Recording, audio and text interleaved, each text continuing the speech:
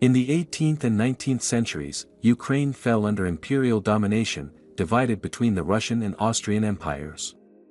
Catherine the Great dismantled Ukrainian autonomy, abolishing the Hetmanate and Zaporizhian Sich, enforcing Russification, and expanding serfdom. Western Ukraine, under Austrian rule, faced Polish dominance but saw the first sparks of national awakening.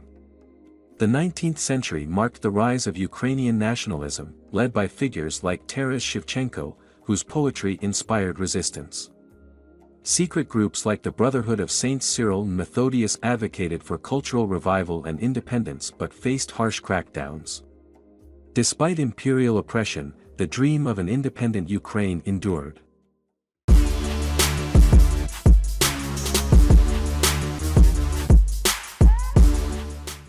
Let's travel to the history.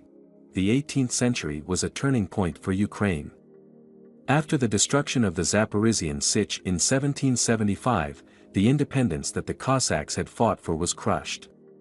Ukraine was now divided between two powerful empires, the Russian Empire, which controlled left bank Ukraine and eventually absorbed right bank Ukraine, the Austrian Empire, which ruled western Ukraine, including Galicia, Bukovina, and Transcarpathia.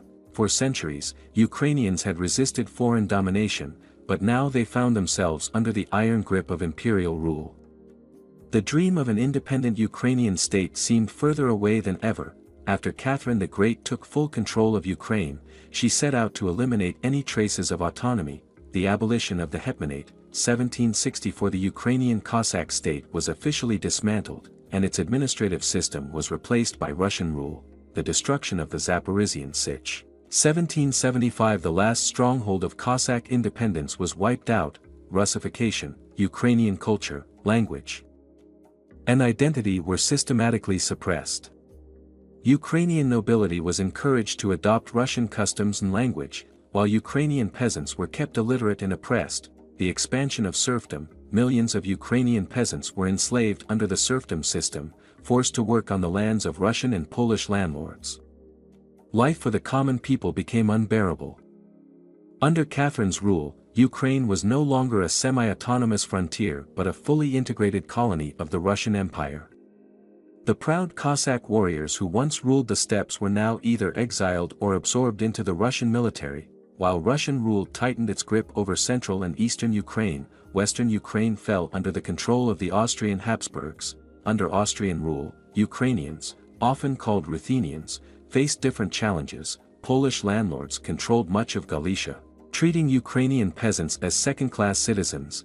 The Austrian government saw Ukrainians as an inferior ethnic group and favored the Polish aristocracy. The Greek Catholic Church, which was the dominant religious institution in western Ukraine, became a battleground between Polish influence and Ukrainian national identity. However, unlike in Russia, western Ukraine saw the first sparks of a national awakening.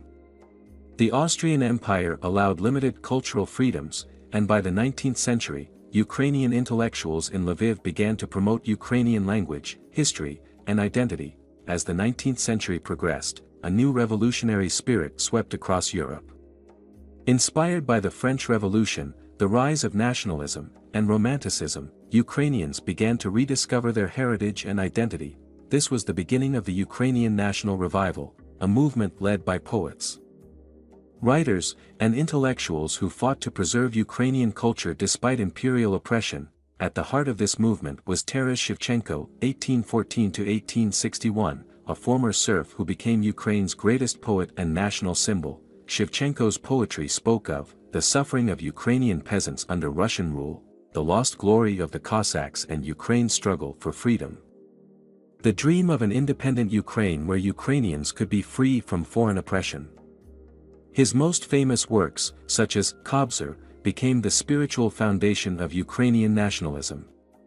Though the Russian authorities exiled him to Siberia for his activism, his poetry continued to inspire generations of Ukrainians. The Brotherhood of Saints Cyril and Methodius, 1845–1847. Another key moment in Ukraine's national awakening was the Brotherhood of Saints Cyril and Methodius, a secret organization founded by Ukrainian intellectuals in Kiev. Their goals included the abolition of serfdom and social justice, the revival of Ukrainian language and culture, the creation of a Slavic federation, where Ukraine would be independent. However, the Russian authorities saw this as a dangerous rebellion. The Brotherhood was disbanded, its leaders arrested, and its ideas suppressed. By the late 19th century, the Russian Empire realized that the Ukrainian national movement was growing stronger. In response, the government launched a brutal campaign to erase the Ukrainian language and culture. 1. The value of circular, 1863, banned the publication of Ukrainian books. 2. The EMS ukase, 1876, prohibited Ukrainian language in education, literature, and even songs. 3. Forced Russification, schools were forced to teach only in Russian, and Ukrainian history was rewritten to portray Ukrainians as a branch of the Russian people. Despite these harsh policies, the Ukrainian national movement continued to grow. Underground schools, secret societies, and Ukrainian language newspapers spread the idea that Ukraine was not just a province of Russia, but a nation with its own history, language, and destiny. By the end of the 19th century, Ukraine remained under foreign rule, but the spirit of independence had not died. The Cossack resistance, the poetry of Shevchenko, and the underground nationalist movements kept the idea of a free Ukraine alive. The stage was set for the next great struggle, the fight for Ukrainian independence in the 20th century. Ukraine has not yet perished, nor will it perish.